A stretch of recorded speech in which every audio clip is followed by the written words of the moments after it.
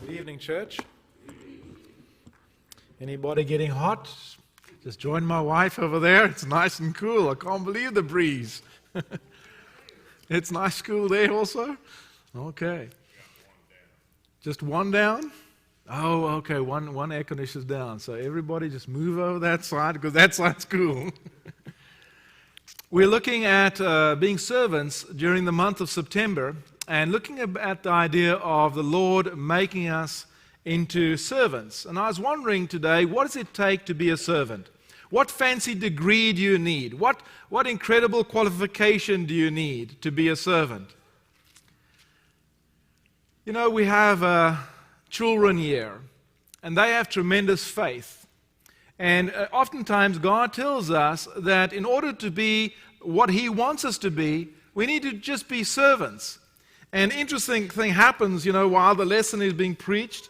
The children are doing this. They're coloring in, and I don't know which one, but I know it's more or less from over there. That was from this morning's project. And you'd think that they don't hear much. But I sent one of the members of the church a email and asked the person to please refresh me, remind me of what happened during VBS. And so this is the question. I need a refresher. Tell me about Emmeline inviting your brother and his family to church again. I believe it was during VBS. You remember how we talked about invite your friends and your family to VBS, and we had a pretty good group? So this is what the dad says. That is right. We hadn't taken the time to invite anyone, in parentheses, got too busy, but she wanted her friend to be there with her and invited them without us knowing. We found out when our sister-in-law texted my wife before services to see what time it started. Our 5-year-old took the time, but we didn't. It was an eye-opener for us. What does it take to be a servant? It takes just being Jesus. Just be a servant. And then let your heart do the rest. You want your friend to be with you in heaven?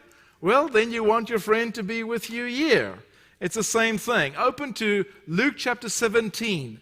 In Luke chapter 17, we have Jesus talking about being stumbling blocks to these little children.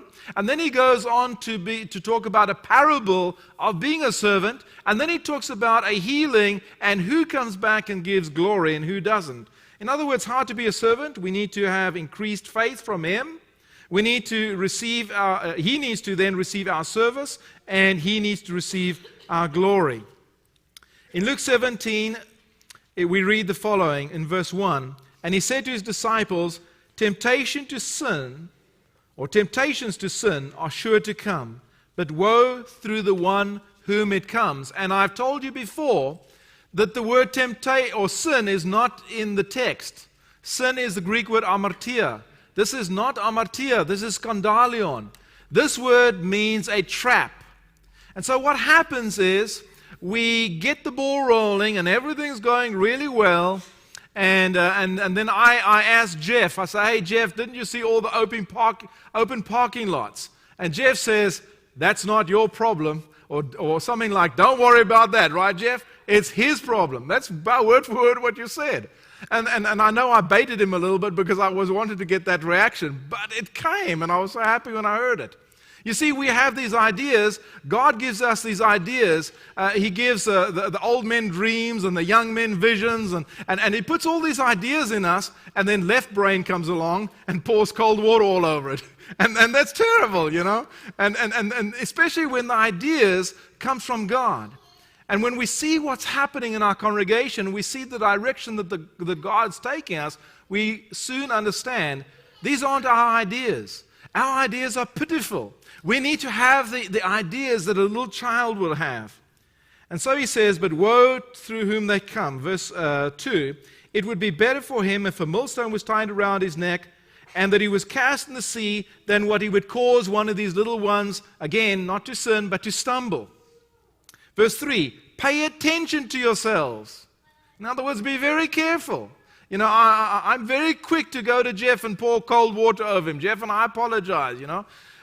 Be careful, Neville. Don't do that. Pay very careful. You see, if I'm a servant, then I'm not worried about what Jeff's doing in his ministry. I'm too worried about what I'm doing in my ministry. But guess what?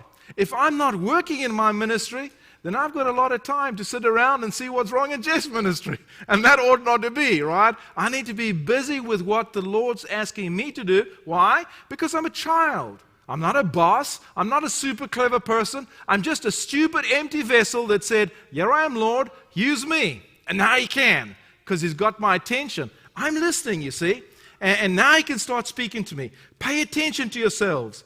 If your brother sins, or your brother causes you to stumble, your brother pours cold water in your ideas or whatever, rebuke him, and if he repents, forgive him. And if he does this, if he causes the stumbling to go on 7 times in the day and turns to you 7 times saying, I repent, you must forgive him. Now, why? Because you see, as we get going with the congregation and we get the body moving and we get momentum and we're going in the right direction, we're human, which means we will make mistakes, which means we're not going to be perfect. We're going to say things and do things that we shouldn't do, and that will stop the momentum unless we forgive each other. And that's the quickest way. We're still not going to go as fast as what if Jesus was doing it, but at least we'll be moving forward. Let it go. Well, how do you let go of somebody 7 times in one day pouring water over your ideas? How do you do that? Well, the apostles didn't know. They said, Lord, increase our faith. In Greek, it's an exclamation mark. I mean, it's a mega volume coming out here. Lord, we can't do this. Increase our faith. And so what do we need is increased faith. And this is what verse 6 says. And the Lord said, if you had the faith like a grain of mustard seed, you could say to this mulberry tree, be uprooted and planted in the sea, and it will obey you. You know what? We've already got the faith. We've already got the faith. The Lord has already given it to us. All we've got to do is look around us, see what needs to be done. My friend, I would love my friend to be. I'm just going to ask my friend. Gary, you talked about planting and watering and God giving the growth. This past week, what we've done is we've planted. Jeff, you've planted a whole bunch of grass out there on the side, right? And you put straw over it. What's the next thing that is needed? What's going to happen if we don't get water? There's cold water again, right? Don't worry about it. God will take it. No, we've got to water. In this instance, we planted the seed last week. We've got to water the seed. You want to see how quickly grass can turn really ugly? Don't put water on it. But you need to call. You need to follow up. Take that card. Tell them how much we love you. And along with those cards over there, those thank you cards, there's another big index card that says this is all we're doing. Maybe they didn't get one last time. Take one of those too. What's the next big thing we got going? We've got a family retreat. We invited them to our family day, family friends day. Invited them to the family retreat.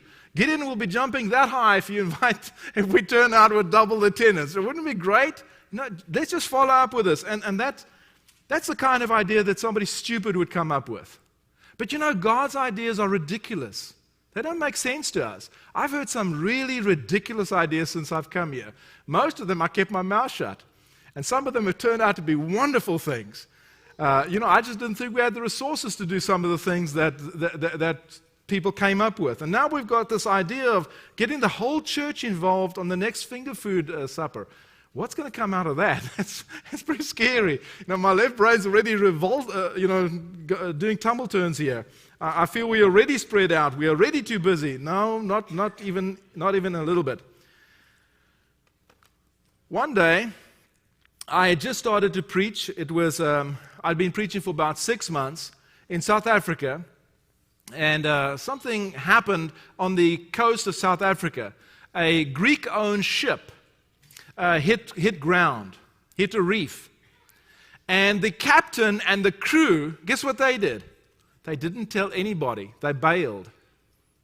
And there was this young couple. They were musicians from Britain, the Hills, Moss and Tracy Hill.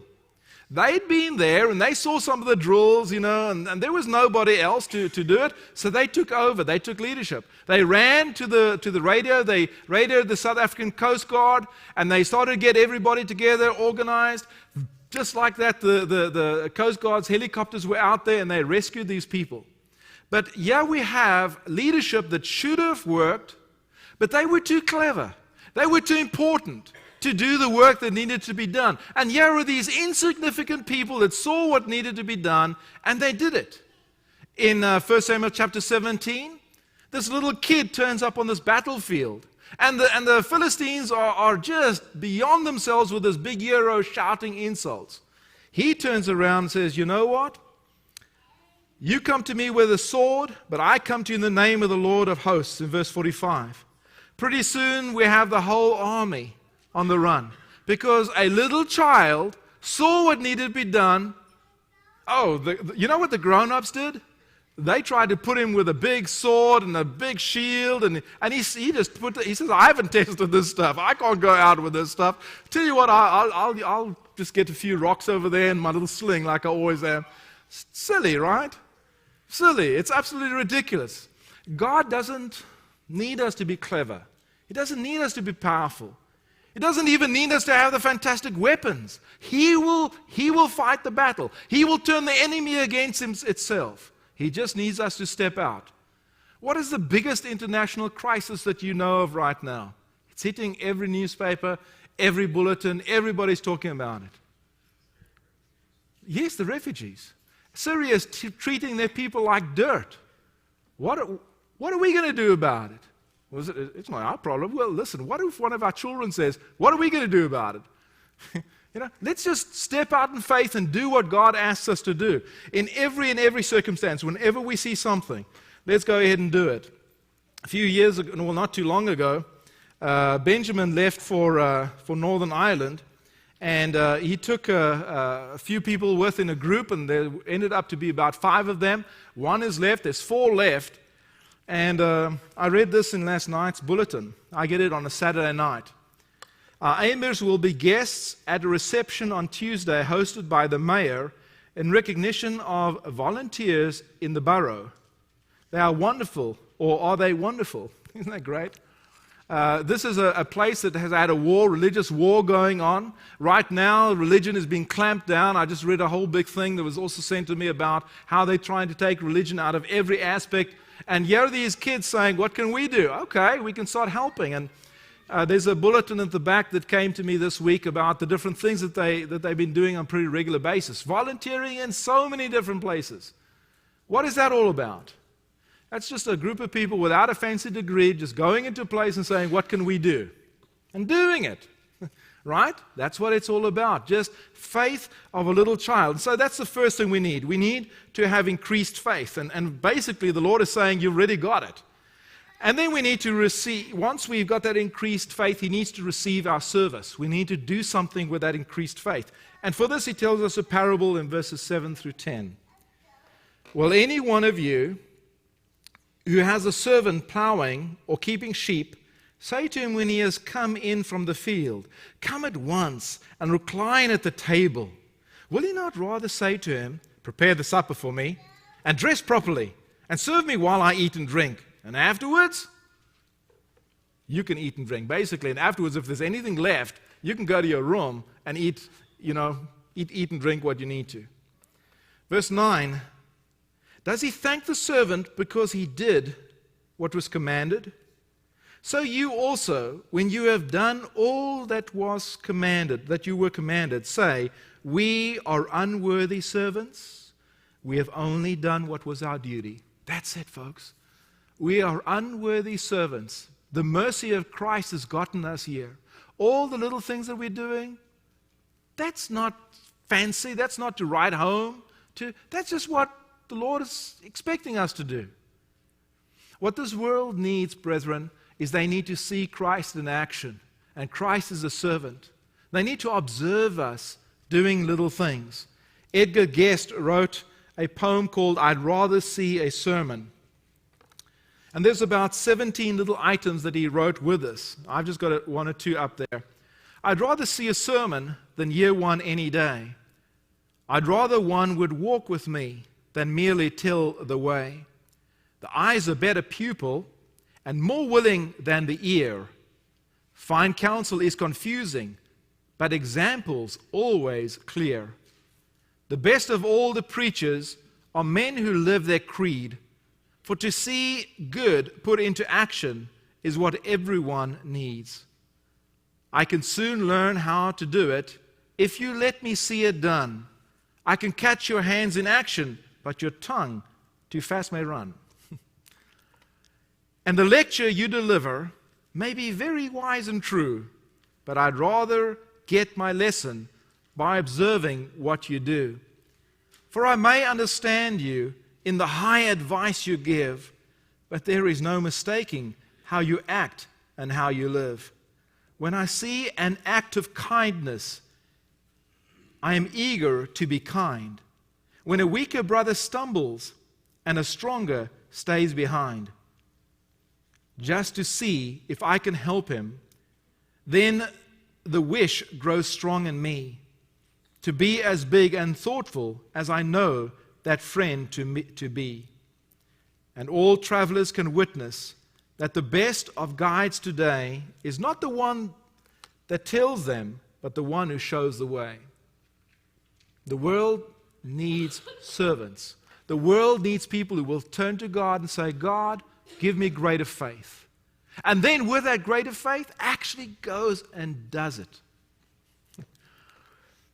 Every Thursday, Bill Senior and I drive out and we go and visit someone and we have a really good time.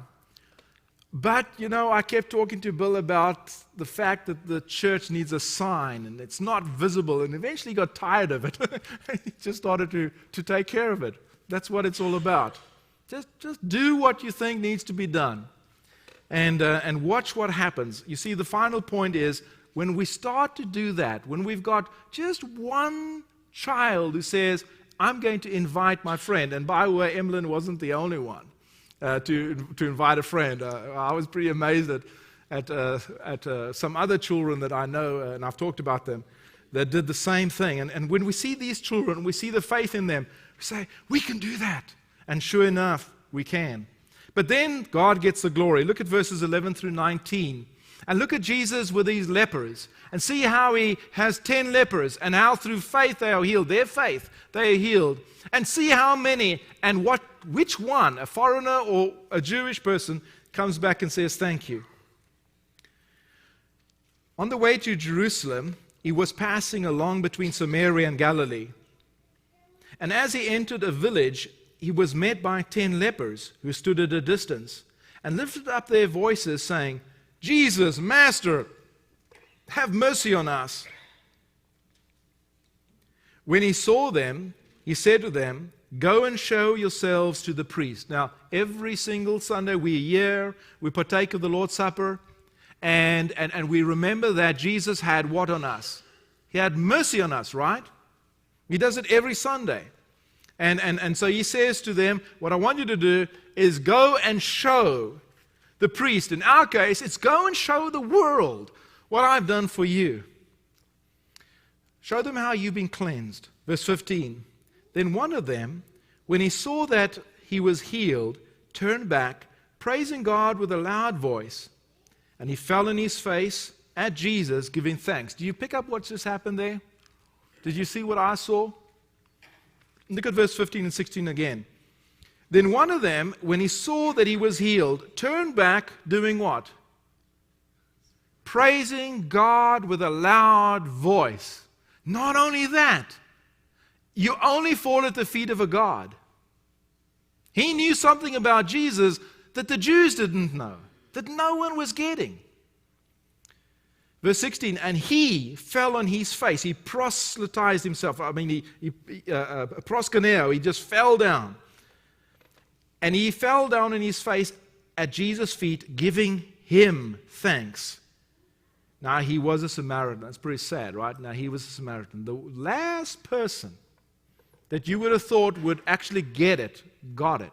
The one person who had the faith, got it. Verse 17, then Jesus answered, were not 10 cleansed? Where are the 9? Was no one found to return and give praise to God except this foreigner? And he said to him, rise and go your way. Your faith has made you well. There is a river. It runs 4,400 miles. It's the largest river in the world. It's the River Nile. The pharaohs looked at that big river and they said, that's my river. I created it. I am the God of the Nile. It belongs to me. Any glory that you want to give that, you give it to me. So God heard this. And he says this in Ezekiel chapter 29, verses 3 and 9. My river is my own. This is what he says the Egyptians were boasting. My river is my own. I have made it for myself. And as a result, in verses 8 to 9, God punishes the nation of Egypt. Instead, we ought to know this. In Isaiah chapter 42, verse 8, God says, I am the Lord. That is my name, and my glory I will not give to another. What has God done for us recently? We asked for faith, right? I mean, we really stepped out. Billy was asking, how many people do you think? And I said, 268, right? And some of you answered was ridiculous. You were stepping out in faith, right? And then God comes through. He does something really amazing in our lives. And that is because we take that faith and we turn it over into an action. We show Him service. And now what's the next step? What's the next step? He gets the glory. Every single family that was here, every single good thing that He's done for us recently, from before VBS, from the beginning of this year when we said, just a little closer walk with Thee, He gets the glory. But instead, what oftentimes happens is we get sidetracked. We cause each other to stumble. We say things that we ought not to say. We pour cold water on things we ought not to pour cold water on. Because we forget who we really are. We are not important. We are just merely doing what is expected of us. We are servants. On Monday, I went to Town and Country. And you know that nice soccer field that they have? It's green all year, right? It seems like it's AstroTurf. And I walk in, and I've got in my mind, I'm going to swim a mile. That's my goal. I'm not an important person. I'm not somebody who works there. I'm not somebody who's expected to oversee the property. And it's like the devil knows exactly what I'm thinking, and he's trying to sidetrack me. Because right after the side here, as I'm walking, is this man playing golf on the AstroTurf. It's not my problem. It's not my business. It's not that I don't care. That's not why I'm here. I'm not the defender of the faith for this congregation. My role is not to judge everybody and to say, you're doing it wrong, you're not doing it right. My job is just to be busy. My job is to get my hands dirty and to put my head down and not to look at what my brother is doing over there.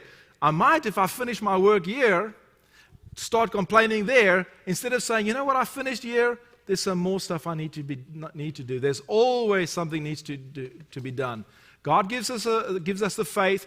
We turn around and look for service, and then we say, to God be the glory, and He gets all the glory for everything we've done. So how do you become a servant? Even as we are preaching these lessons and saying these fancy words, somebody is busy drawing a little coloring ink thing, and you think they're not paying attention. And they're paying attention, maybe getting more out of the lesson than all these big adults over here. And they're going to act in faith. Why don't we do the same? Let's ask God to give us the heart of a servant, to make us the people that He wants us to be. Maybe today is the time when you realize selfishness and pride doesn't belong in the kingdom, but only a humble heart. If you need to start that journey today by becoming a Christian, you can become a Christian by joining Christ on the cross, by being a living sacrifice, dying to yourself, being buried in the waters of baptism, and raising up to walk a new life. If you've forgotten what it is like to be a servant, then you've forgotten what it's like to have a relationship with God. You've forgotten what it's like to praise God, to give Him the glory. Please come back to that way of living right now as together we stand and sing.